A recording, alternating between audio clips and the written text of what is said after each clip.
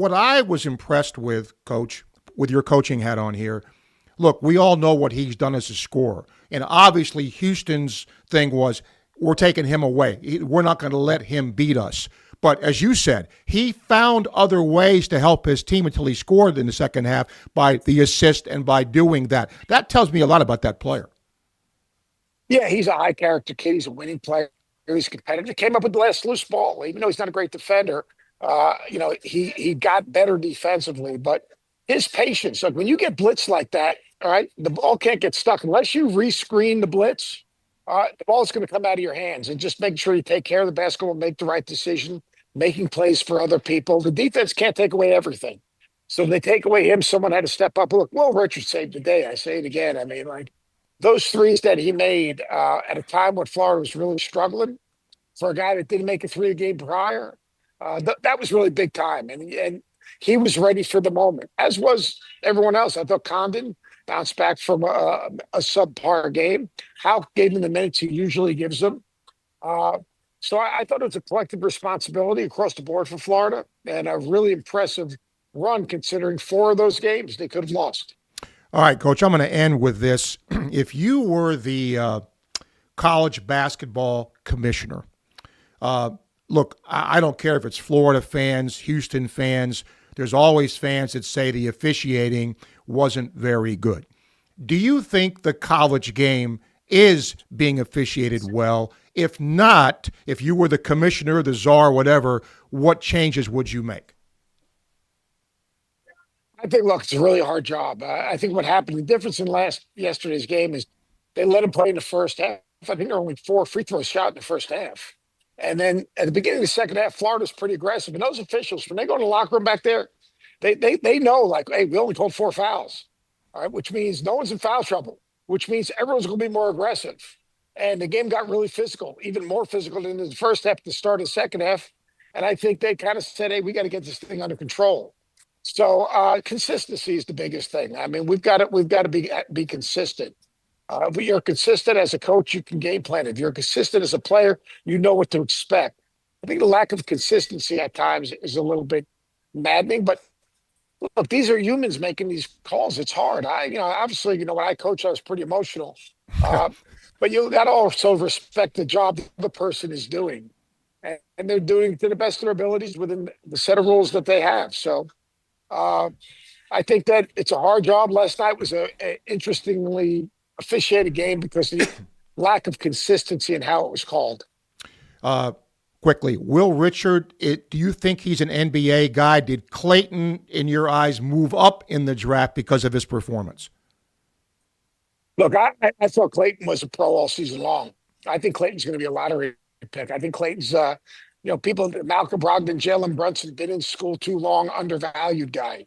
To me, he's got a little Fred VanVleet, a little Damian Lillard in him. I think he's a winning player. I think Will Richard's got a shot. He's got to get a little bit more wiggle in his game. Competitive, can make an open shot. It's all about fit. It's all about getting with the right organization. But I think Walter Clayton is going to be a really good NBA player. I want to end by saying this personally to you, Coach. For Seth to take the time that he's taken to join us here over the course of these last few weeks speaks a lot about you, Coach, and I really want to thank you for doing that because you could have said no, but you didn't, and I appreciate you, and thank you for taking the time all year long. It's been a great college basketball season. Go get some rest now after this, Coach. I hear you, brother. Hey, it's easy being available for the good people that care and want to treat the game with respect, so I appreciate you. Thank you, Coach. Appreciate your time.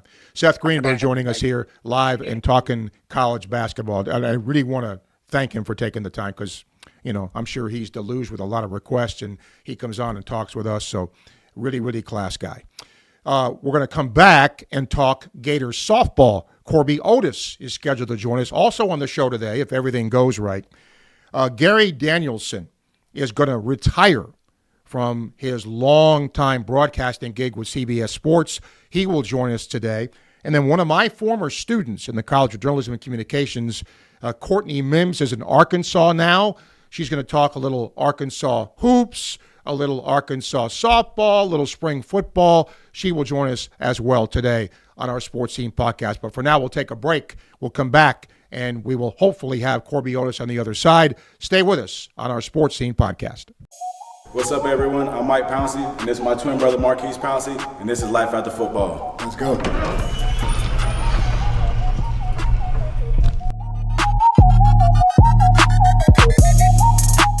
We are the owners of Tropical Distillery, and JF Hayden's is our liqueur brand. We have 5 different flavors: a mango, a lychee, an espresso, citrus, and key lime pie. We pride ourselves on not only being a Florida-made brand, but also a cocktail solution. With that being said, cheers, And go Gators.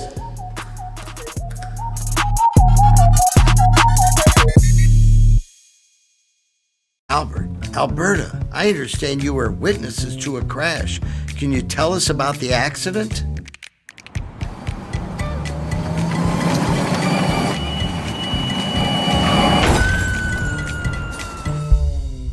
When you're in a crash, it's important to get witness statements immediately after the accident. Whether you're in a car, truck, motorcycle, scooter, or even a golf cart accident, at Meldon Law, we won't back down.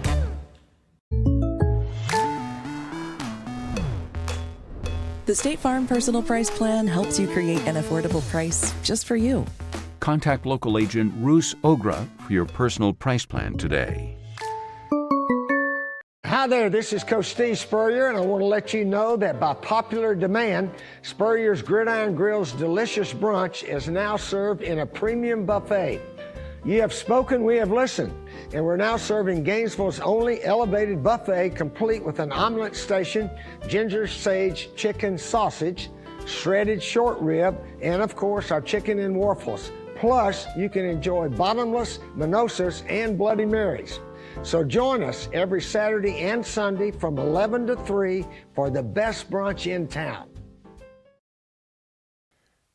Welcome back to our Sports Scene podcast. I'm Steve Russell. Thank you for joining us today. Whether you're joining us live or you consume us later, we appreciate you tuning in to Sports Scene. Well, it's always fun for me to talk to student athletes. Corby Otis from Gators Softball is joining us now as the Gators will take on Ole Miss in SEC action later on this week. Corby, welcome. Thank you for doing this. I got to ask you about the walk. Yeah, thank you for having me on. Sure. I got to ask you about the walk-off. How'd that feel? It was absolutely surreal. I was like in shock around the bases. I actually like hit the ball. I saw where it was going and that like I had gotten my job done, and then I had not even realized it went over the fence right away. Wow. For those who don't know, why did you choose to come to Florida?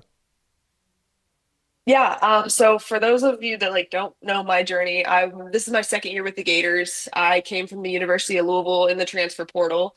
I really wanted, in the first 2 years of my college career flew by, and I knew that the last two would fly even faster, and they have. But I just felt that where I was in my career, I wanted to chase the dreams that I had still had when I was 8 years old. I wanted to win a national championship. I wanted to be an All-American. I wanted to compete at that level. And I just felt that where I was, I might not have gotten those goals accomplished in 2 years. So I made the move. I also wanted better academics. I want to go to med school. I want to be a surgeon. So I wanted the best academics that I could have and the best softball that I could have. And Florida checked all my boxes. Wow. When did you decide you wanted to be a surgeon? That's interesting to me. Yeah, so I guess I've been actually writing my personal statement here recently, getting ready to apply this cycle. But my passion for medicine kind of started with my grandpa. He would watch me during the day, and I would attend like all his cardiology appointments, all his doctor's appointments with him. And then I loved high school biology. I loved high school biology and learning about the body and how it works. That was just and I actually got to do an internship here at UF Health over the summer in the cardiac ICU and shadow surgeries, looking on those. And that was like so cool to me. At that point, I just felt like I couldn't see myself doing any other career at that point. Wow. You mentioned about playing softball at a really young age. Did you play any other sport? Did you ever think about any other sport than softball? I did. I probably played every sport under the sun except for volleyball because I'm short, and swimming because my parents would take me to the pool at 5 in the morning to practice. So I tried basketball, I tried gymnastics, soccer, all the things. But softball was it for me. I really enjoyed that one. I fell in love with that sport. So. When did you know you were pretty good in softball? Yeah, so actually, ironically, it kind of started with like my pitching career. I was a pitcher up until my junior year of high school, and then I stopped pitching after I broke my hand. But my pitching coach at the time, I was probably second year 12s. So I was pretty young, probably 12 years old, and my pitching coach at the time was telling me like, okay, like you need to find a team that you can go chase a national championship with. And Colorado softball. Colorado's like a cold weather state. We don't have really good softball teams. We have really good soccer teams, but we just didn't have the best softball around. So he said, you're going to have to go and find a team across the country that wants to chase national championships. And I think when I tried out for a couple of those teams and like got good feedback back of like, yeah, we want you. Like, if you can be here for practice and games, like we want you. Come on down. I think that was like for me when I kind of realized like, okay, like I'm good enough to go play on a team in a different state. I'm good enough to, I think, to go get recruited, go play at the college level. Like that's the dream I want to chase next. You know, in doing Gator baseball broadcast, I'll look around Condren sometimes and see, you know, how many people are in that ballpark to cheer a baseball on. Same thing in softball. You have a very, very loyal fan base. They're really, really supportive of Tim Walton and you guys. Do players recognize and notice that? Absolutely. Absolutely. I mean, you can definitely hear, we go some crazy places and hear some crazy fans, but you can definitely always recognize Gator Nation fans. And we genuinely love having them around. Just even if they're chirping, if they're doing whatever, just being loud, being there, just cheering us on. Like that's just a super cool environment to play in. And the Gators don't do it like the Gators do it like nobody else. Gator softball player Corby Otis, our guest here on our Sports Scene podcast today. All right, tell me about Tim Walton. I love Tim. You know, did games when he was coaching there early on. What kind of a coach is he for you? He is somebody that's absolutely going to push you to be your best, regardless of what happens. Like he's going to push you to be your best, regardless of what it takes, regardless of how much time it's going to take him, what he has to do. He is somebody that sees your goals and takes them as his own. He treats them as his own, and he treats his players like family. And that's not something that you get everywhere else. A lot of places say that teams are like family. They foster that environment, but when you actually feel that, it's a lot different. So he's absolutely going to chase your goals. He's going to get on you if he needs to. He's going to pump you up if he needs to. He's going to do whatever it takes to get you to be your best self. And that's who I play for. So I'm pretty lucky to get to go to the field every day. You know, it's interesting to me because the way you described him, you know, he can get on you, but he's also very, very supportive. But every group is different. You know this as a player. Every team has its own Absolutely. little, you know, personality. What would you say the personality of this year's team is? I would say this year we are definitely really close knit. We definitely, I think, bottom line, like win, lose, draw, like we're out there playing for each other. You know, we're seeing pitches together. We're trying to get pitches for one another in the lineup. We're making plays for the person next to us. You know, if I don't have it that day, I know the person behind me is going to have my back. I know somebody's going to get the job done. So there's a lot of trust in this group. I would say that for sure. We work really hard. And I think that bottom line, like we're out there and we're playing for each other. So that's something that's really cool to be a part of. It's really special. You don't get that on every team. No, you don't. All right, let me end with this. If a softball fan is watching this or listening to this, walk me through the prep. Let's say Ole Miss coming, right? Walk me through the preparation you guys do in terms of getting ready to play Ole Miss, in terms of video, in terms of you know, that sort of thing. Walk us through that. Yeah, so I think everybody's prep for video is a little bit different. I know for myself, like I spend probably close to an hour and a half. Depends on the staff, obviously, how many pitchers they have. But I spend an hour and a half on my own watching video, watching good things, bad things, what they do best, what they don't do well, how I can best attack pitchers like that. Different infield is going to watch your hitters set up where they need to set up. Pitchers are obviously going to go watch their hitters. So we dedicate a lot of time to film. And then at the end of the day, like we got to go do what we need to do in practice, be able to execute on the field. So film is just a small part of it. Then we're doing things to kind of collaborate with film, complement film to make sure that we're ready to go on the field physically. We've watched it, we've prepared for it. And then now we just have to go like sync to the level of our preparation. Last question. How much of it's fun, I know it is, because you wouldn't be doing it if it wasn't, but I think sometimes people forget it's a long year and it can really be a grind. How do you keep yourself physically and mentally fresh during a long season? Yeah. Well, our athletic training staff does a really good job for us, honestly.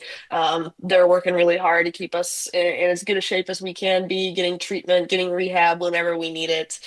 So the physical portion of it, that's part of us, just, part of it is on us getting really good recovery, doing the right things there off the field, and then also like working with our athletic training staff to stay physically in the best like shape that we can be. The season's long, you're going to get little dings and injuries and things like that, things that bother you, but it's about what you can bring, what you can compete with that day. Mentally, as far as that goes, it just comes down to treating every single pitch like it's its own game. There's a lot of games, there's a lot of good, there's a lot of bad, there's ups and downs. Hitters will go like this, pitchers will go like this, teams do that. That's just kind of how it is. It's a game of failure for us. So that's normal. But for me, I think the best thing that we can do is just continue to look at each and every single pitch as its own game. Win or lose, we're on to the next one, on to the next one. Been a pleasure to talk to Gator softball player and future surgeon, Corby Otis. Thank you. Good luck against Ole Miss. Tell Walton I said hello, and appreciate your time. Thanks, Corby. Thank you so much. Go Gators. You got it. Thank you. Corby Otis joining us here. Really good player, really good team. Hopefully they'll do well against Ole Miss. I mentioned earlier Gary Danielson is going to be retiring from his long-time college football gig with CBS Sports. He is going to join us next on Sports Scene, so stay with us here on the podcast. What's up, everyone? I'm Mike Pouncey, and this is my twin brother, Marquise Pouncey, and this is Life After Football. Let's go.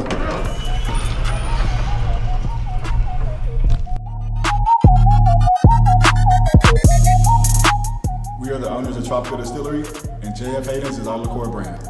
We have 5 different flavors: a mango, a lychee, an espresso, citrus, and key lime pie. We pride ourselves on not only being a Florida-made brand, but also a cocktail solution. With that being said, cheers, And go Gators.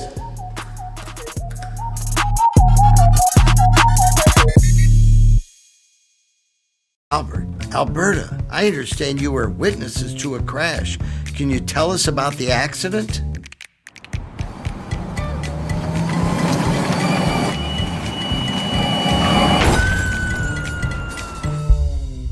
When you're in a crash, it's important to get witness statements immediately after the accident. Whether you're in a car, truck, motorcycle, scooter, or even a golf cart accident, at Meldon Law, we won't back down.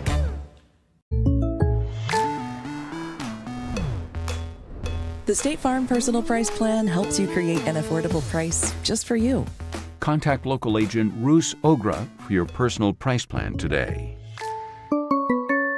Hi there, this is Coach Steve Spurrier, and I want to let you know that by popular demand, Spurrier's Gridiron Grill's delicious brunch is now served in a premium buffet. You have spoken, we have listened, and we're now serving Gainesville's only elevated buffet, complete with an omelet station, ginger sage chicken sausage, shredded short rib, and of course our chicken and waffles. Plus, you can enjoy bottomless mimosas and Bloody Marys. So join us every Saturday and Sunday from 11 to 3 for the best brunch in town. Welcome back to our Sports Scene podcast for this Monday. Yet to come in the show, Gary Danielson, I hope, from CBS Sports will talk about his retirement, something of which I know a little bit about in semi-retirement. And then one of my former students is going to join us, too, to talk a little Arkansas athletics. Courtney Mims will talk some Arkansas softball, some spring football, and some baseball as well, as Arkansas's baseball team is doing a really, really nice job. While we wait for Gary, I hope in the celebration that is going to happen here later today, a lot of work goes into this when you win. A lot. And fans love winners. Always have, always will. And Billy Donovan's teams that won it were certainly special. When you go back to back, that is, hard to do. UConn did it too. But it doesn't happen every day. It just doesn't. And it takes a special group. It takes all of that to make it work. So I just hope fans appreciate, what is happening. Zach, grab this for me here. So we're going to try to get Gary on here in a second. Having a little trouble getting with him. But we will, I hope. But anyway, just to finish the thought, it's such a cool thing. I mean, you saw all the establishments full of people, the O'Connell Center packed to the rafters last night, watching the team. And those who got to go to San Antonio, really, really a cool thing.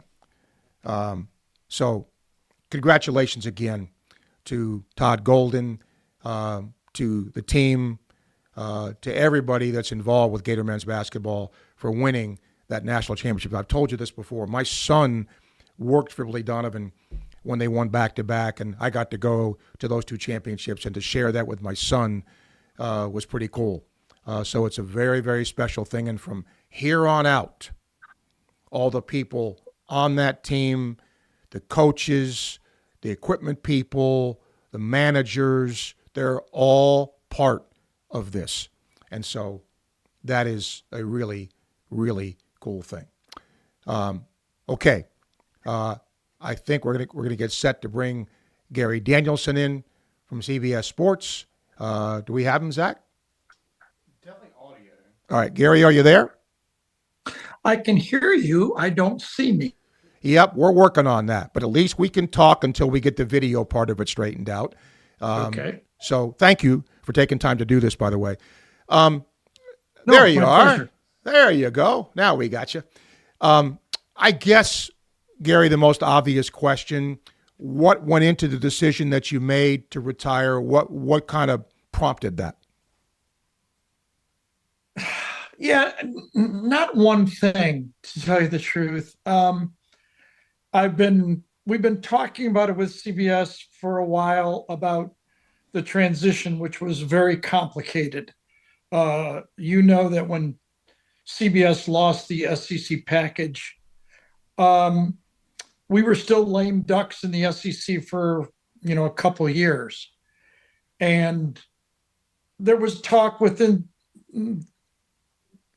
me and the people that I work for about the transition, how it would go, and frankly, whether I would even be a part of it, or even whether Brad would be, or even full production crew. I think there were discussions of whether, they would try to rebrand it because we were so closely associated to the SEC. And it worked out really cool. The transition was tough because the SEC fans were ready to move on, and it was a little bit uncomfortable at times, but we really worked hard on making sure we left the SEC the right way. We were really proud of our work and wanted to give the SEC the coverage it deserved, and which we always gave them in our 20 some years. And of my 18 years. And then during that time, I kept wanting to go out on my own terms. I didn't want to, like them to go out and say, all right, it's time. I kind of wanted to pick a number.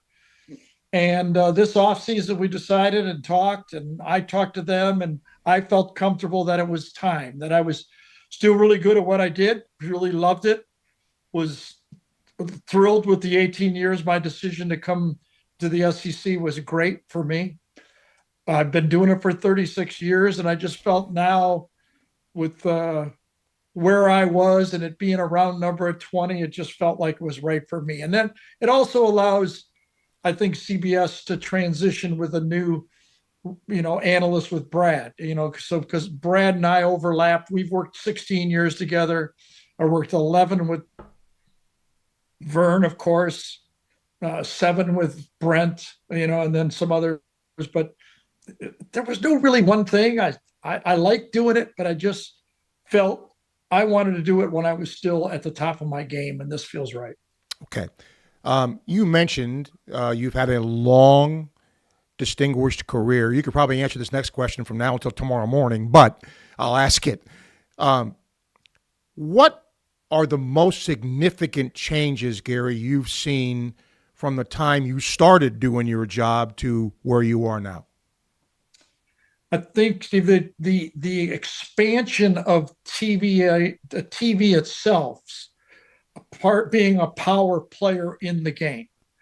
When I joined ESPN in 1990, let me back up just a little bit. Sure. When ESPN has a football seminar now, they probably bring in 500 people to attend this football seminar. Production, producers, talent, studio. What do they do? 15 games a weekend minimum. Okay. Our first production meeting at ESPN, there were 3 people in the room. Mike Gottfried, myself, and Lee Corson. So that's how TV, and as ESPN became more of a power broker in expanding the TV coverage. I mean, when I started, there was a 3:30 game on ESPN, and there was a primetime game. When I was hired, I had never done a game, and I was hired to do the primetime game with Ron Franklin. Saturday nights, my first game was Nebraska, primetime game. There was 2 games a weekend for ESPN. And then Keith Jackson would do a game, and then there was a Notre Dame game. There was really 4 games or 5 games a weekend. And the power that cable television brought to college football really made the sport explode and turn it from a regional to a national game. And that's the power of ESPN. And then all of a sudden, CBS got involved in it with the game of the week at the SEC, and TV became a power broker in college football. Is the college football game itself, Gary, in a good place in your mind? Well, I think it's at a transition spot, no doubt about that. Are you talking about the entirety of the game or the game between the white lines? Game between the white lines. I do think that there's small changes that could be made, but I think the fan base, for the most part, the people who watch it, enjoy it exactly the way it is. And I'm still not to the point of how we determine a champion, the number of teams in the league. I'm still talking about designing game plans, 1st and 10, how many plays are run in a game, where the kickoff's held, how long the games, how many plays in a game, what's allowed on a forward pass, how far the lineman you can go down. There's so many different parts of the game. But if you're sticking just to the field, I believe it needs some tweaks. Now, before we get to the NIL and all that other stuff, now if you bring in how we reward champions, the bowls and all, that's another aspect. And then, of course, TV's effect, the expansion, how much money you have to do to put a program together, where we are with all that is a third aspect of it. But on the field itself, I think it's a good product. In my humble opinion, I think there's a few changes that need to be made to make it even more appealing to the eye, but I think it's pretty darn good the way it is. Gary Danielson joining us here from CBS Sports. Gary, I'll end with two last quick questions. Do you foresee super conferences down the road? I do. I think we're almost there right now. And I just think it makes sense. I think Commissioner Sankey and Commissioner Petiti are correct. It's hard to really, now that the expansion in Texas and Oklahoma and A&M have joined the SEC in Missouri and expanded it, and the Big Ten has expanded from Penn State now to Oregon, USC, Washington, UCLA.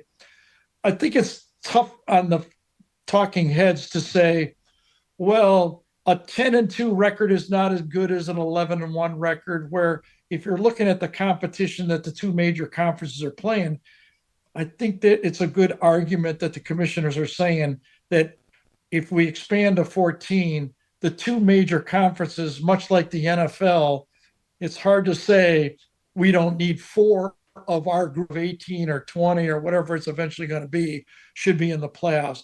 I think that makes sense. Now, how we rank them or how we, put them against each other in the playoffs, or should all the playoff games be home games first? Should there be just 1 bye, 2 byes? All that is window dressing. The fact that the SEC and the Big Ten should get 4 teams each, I frankly agree with that. In all the years we have talked, I've never asked you this question, and I saved it for last. You were a quarterback. As you watch quarterback play now, Gary, what do you see the evolution of that position being since you played it? There is differences, okay? There's no doubt about it. It's the way they feature the quarterback is different than it was before. But you won't convince me that a Jim Kelly, a Warren Moon, all the greats that have played in the past, the Joe Montanas, couldn't adapt and play in this league. Now, because of what they asked the quarterback to do, it has broadened the type of athlete they look to play quarterback. Give you an example. Back in my day, there were 5 of us that were freshman quarterbacks at Purdue. And we were already, let me get rid of this. Let me excuse, I don't know if you hear all this stuff or not. No, we're good. Okay. As they've expanded what they require the quarterbacks to do, they've reached out to different type of athletes to play that position. When I was involved in it at that time, if you had 5 guys, you wouldn't necessarily put your best athlete at quarterback, because mostly what he did was handoff, fake handoff, or throw. He wasn't required to run. But a John Elway playing at Stanford in the past could fit into what the quarterbacks are doing nowadays. There's really no difference of the skills required. They just feature them a little bit differently. I always appreciate your time, Gary, and I hope your final season will be a tremendous one, and hopefully we'll get you back here as football gets closer. Thank you for taking the time. And with one sure, thing about absolutely. Florida Yes. football, it was such a big part of my SEC career coming in 2006. The whole league exploded as Urban and Tebow and CBS and the SEC kind of was the epicenter of college football. And, it was fun to be a part. It went through Florida, then it went through Alabama. And, we were part of so many great teams, so many great players. And as I said, those 18 years and the game that CBS got to broadcast and I was sitting there was pretty damn good job. No question. No, that's a great place to end, Gary, because you're absolutely right. Thank you for taking the time. We'll talk. You got it, Gary. Thanks, Steve. Yep, good dude. Gary Danielson here. Still going to be with us, not leaving us yet. When we come back, one of my former students here is going to join us and talk a little Arkansas athletics. Stay with us on our Sports Scene podcast. What's up, everyone? I'm Mike Pouncey, and this is my twin brother, Marquise Pouncey, and this is Life After Football. Let's go.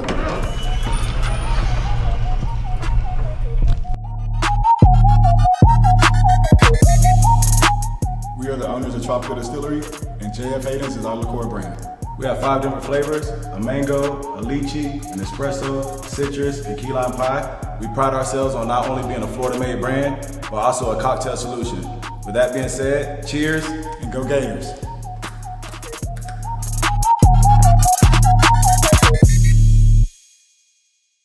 Albert, Alberta, I understand you were witnesses to a crash. Can you tell us about the accident?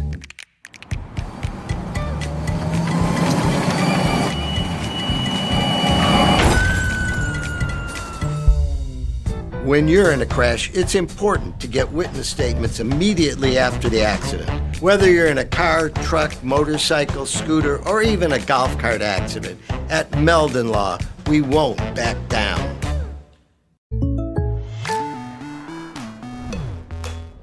The State Farm Personal Price Plan helps you create an affordable price just for you. Contact local agent Roos Ogra for your personal price plan today. Hi there, this is Coach Steve Spurrier, and I want to let you know that by popular demand, Spurrier's Gridiron Grill's delicious brunch is now served in a premium buffet. You have spoken, we have listened, and we're now serving Gainesville's only elevated buffet, complete with an omelet station, ginger sage chicken sausage, shredded short rib, and of course our chicken and waffles. Plus, you can enjoy bottomless mimosas and Bloody Marys. So join us every Saturday and Sunday from 11 to 3 for the best brunch in town. Welcome back to our Sports Scene podcast for today on this National Championship Celebration Day. Hope you've enjoyed our guests so far. Seth Greenberg talking about the Gator win from ESPN. Also, Gary Daniels from CBS Sports joining us as well. And Corby Otis, Gator softball player. I hope to bring in Courtney Mims here as we get her to talk Arkansas athletics. I always try to bring in our former students when I can. So we're going to get her, I hope, here. I want to also thank our producer, Zach Rothrock, today, who has done great work in bringing you this show, and also bringing you Hoop There It Is today, and also bringing you the On Deck Show today. All those are there for you to consume whenever you would like to consume it.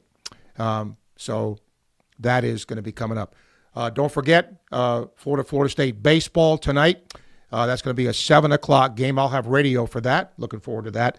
And then Missouri is here Thursday, Friday, and Saturday.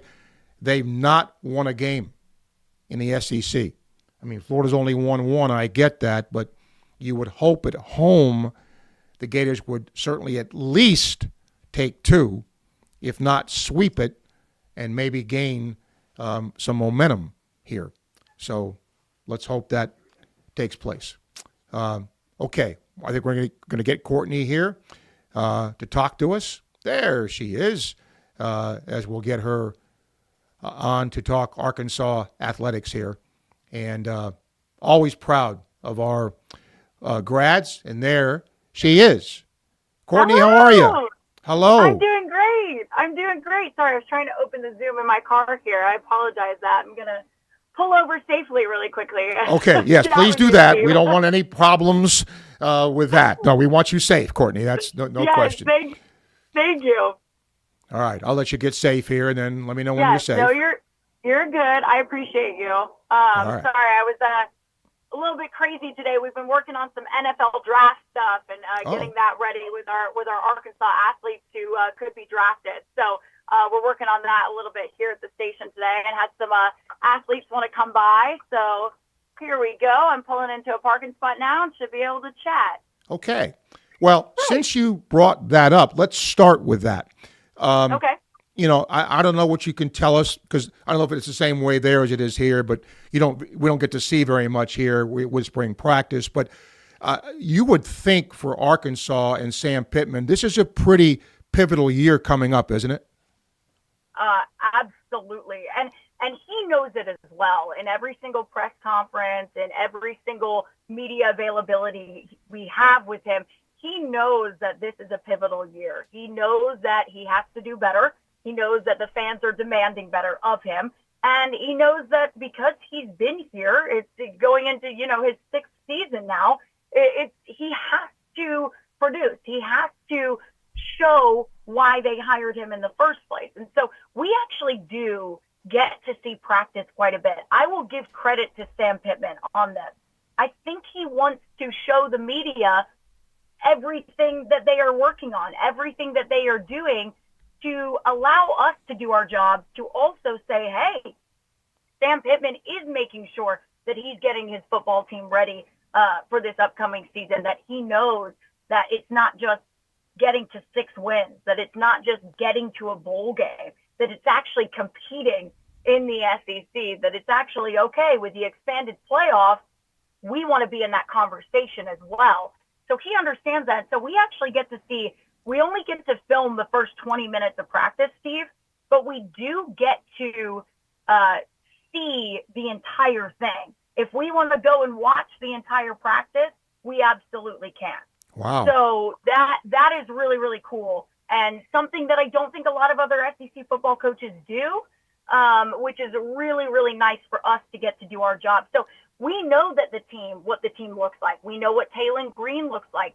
Well, I love that they brought in some really great pieces from the portal. Madden Iamaliava is looking fabulous out there. There's a battle for the backup spot between him and KJ Jackson, it looks like. So that's something to watch out for. Their numbers in the secondary, not so great right now. Sam has talked about that in depth, that they need to go out when the portal opens up.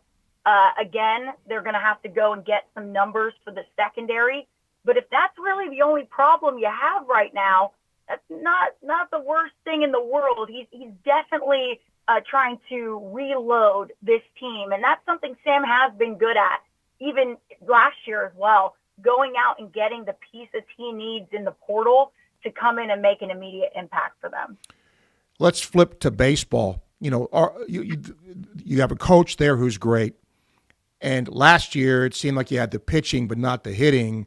It looks like this year you got both. How good is this? Florida has to face Arkansas later. How good is this team?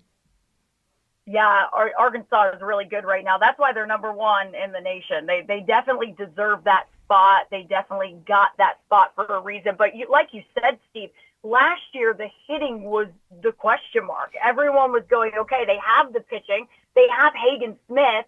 But what they need the offense, they need the run support, right, to go behind that. And so this year it's the opposite. They do have the pitching. I will say that they do have the pitching, but it's the starting pitching that's a real question mark for them. Gabe Gackle came into the season as the SEC preseason pitcher of the year, right?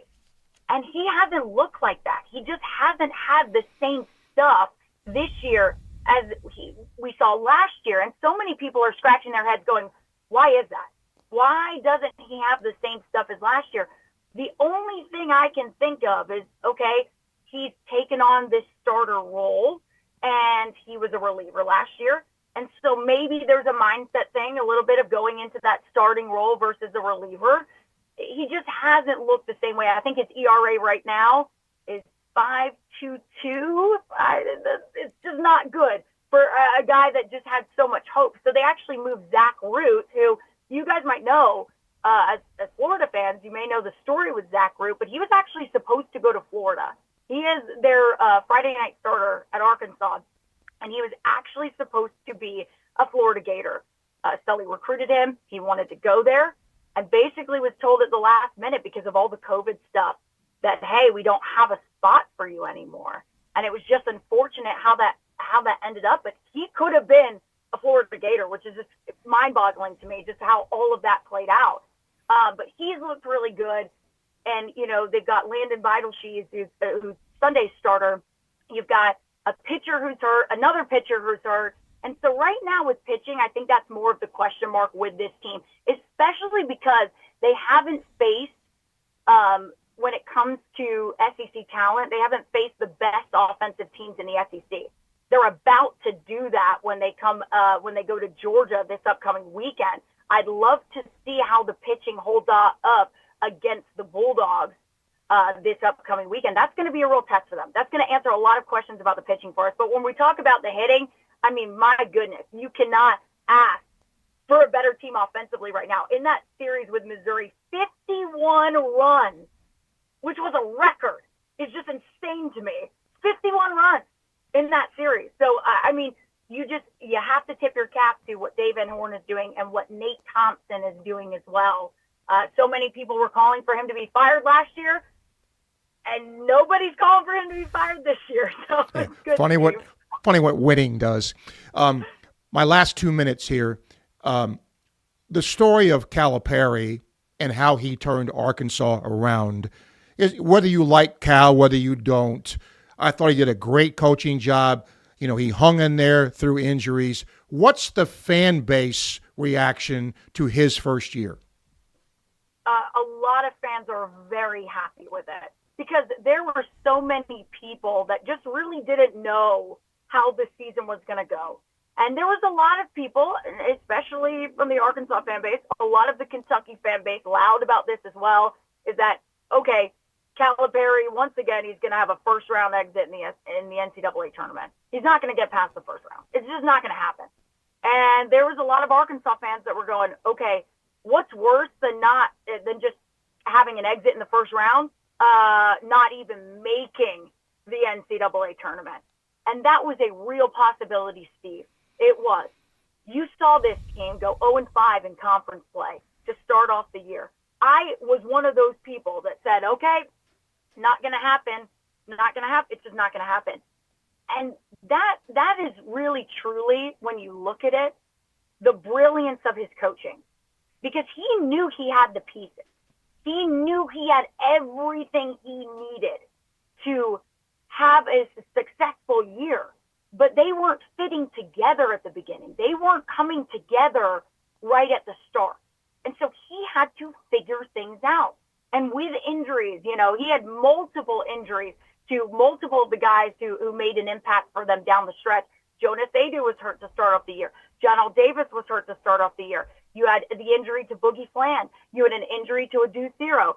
So all of that, you couple all of that in there, and what he was able to do to turn that SEC season around to make the NCAA tournament, and not only just make the NCAA tournament, make it to the Sweet 16. It was something to marvel at. And there was a lot of fans that went, wow, that is what you get with John Calipari as your head coach.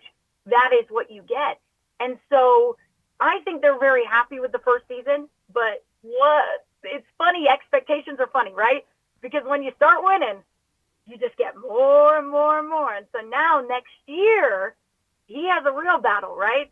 Because they made the Sweet 16 in year one. They better make the Sweet 16 in year two. And hopefully fans are going Final Four. And I understand why. They really have high expectations when they see a Sweet 16 in year one.